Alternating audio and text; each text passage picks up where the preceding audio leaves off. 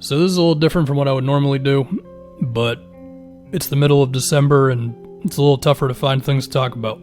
So, why do people love Luka and hate James Harden? First off, I don't think every NBA fan fits into this thing, but there's more than like nobody who feels this way.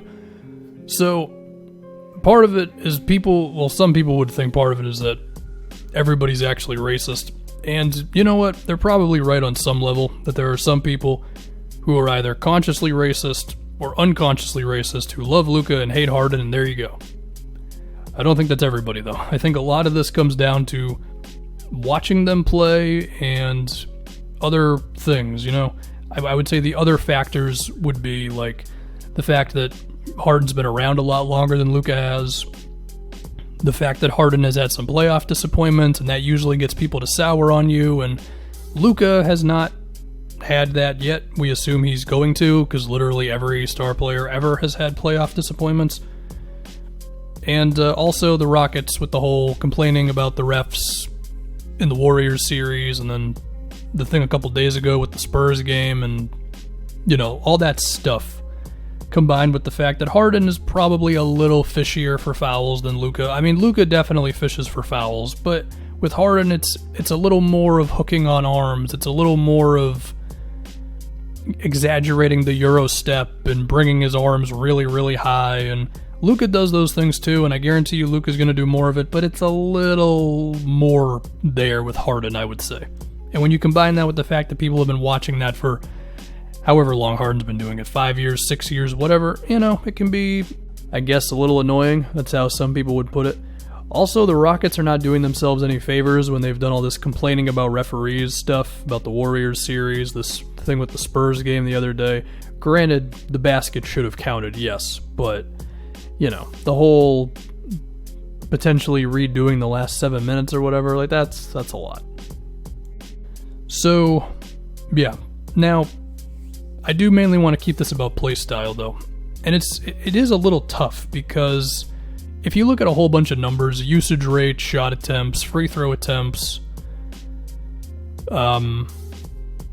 average touches per game, average seconds per touch, it's all pretty similar for both of them. Like Harden, he takes a few more shots, he shoots a few more free throws, but I think the numbers don't entirely back up simply watching them both play basketball.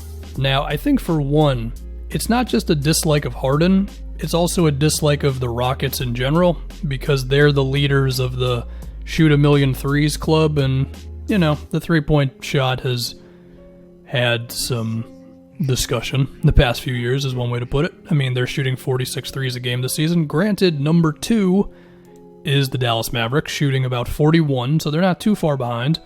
If we look at teams' passes per game, Houston is dead last at about 240 passes a game. The Mavericks are in the bottom tier, but they do pass like 40 more times a game, so take that for whatever you will. If we're looking at more little random stats before I talk about specifically just watching him play, like for Harden, 18% of his threes this year have been assisted. For Luka, it's about 27%. The 2-pointers are a little higher for Luka as well there.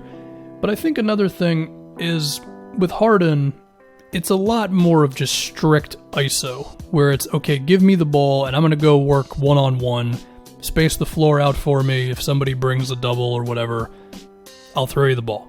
Okay. Whereas I think with Luka, it's a lot more of action off screens. And NBA.com would kind of back this up. I mean, on NBA.com, Harden ISOs, I think it's like 13 times a game or something. 14 times a game. And this is actually crazy. And while I don't think this tells the entire story, I think it tells an interesting one. According to NBA.com, Luka only ISOs 4 times a game. And when you're actually watching the Mavs, what they do a lot is they'll bring a screen for Luka, and then he'll sometimes turn it into an ISO. But I think even that extra little team movement is significantly different to watch than watching Harden just ISO with no one setting a screen for him or anything, okay? Because using the same thing on NBA.com, Luka averages 13 pick and rolls a game. And we know that they're not all the classic John Stockton, Karl Malone pick and roll. A lot of the time it's Luka gets a screen and then he turns it into a step back or whatever. But again, it's the aesthetic of the game that even having that one extra dude into the play to where it's a two-man game, that to me resonates with what actual basketball is with people, more so than James Harden isoing and doing a step back or whatever. And I feel like that also plays into their assist numbers as well, because one thing you could say about Harden is, well, what, he averages like 7 or 8 assists a game. And by the way, I think James Harden's great. I think he's one of the smartest players ever. I think his playmaking is awesome. I think it's very difficult to leave somebody open against him.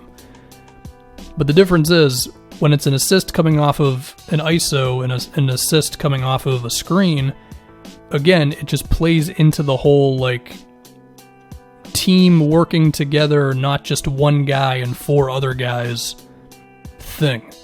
Now, is that totally fair for Harden? I don't really think so, because it's by design for Houston. Everybody knows the deal, okay? PJ Tucker is totally content with sitting in the corner watching James Harden ISO. Mike D'Antoni has drilled it into all of them that this is our play style. So I don't really think Harden is a selfish player. I mean, he is, but is he really selfish if everybody on the team is okay with him doing it? I mean, Chris Paul wasn't. And maybe if you gave those Rockets players some truth serum, maybe they would say they actually would prefer to move around a little bit more. But it does seem like when you're watching them, they all just kind of get it. Okay, James, do your thing, and we'll play off of that. And maybe it's the most extreme version of that the NBA has ever seen. I mean, you could argue Wilt, maybe early MJ when it was him ISOing just around a bunch of whatever. And there's probably a couple others that I haven't thought of right now, but it's up there, no doubt. And I think all that combined with how much longer Harden's been around and the complaining about the refs, to the league office and all that stuff just leads to where we're at, which is Harden sometimes not being exactly liked, whereas Luka is universally beloved. So, yeah, I think that's about all I got, really. Is there hypocrisy on NBA fans' part? Yeah, probably, but there's hypocrisy in literally everything in this world, if you look hard enough, so yeah, I don't know. That's my take on this whole thing.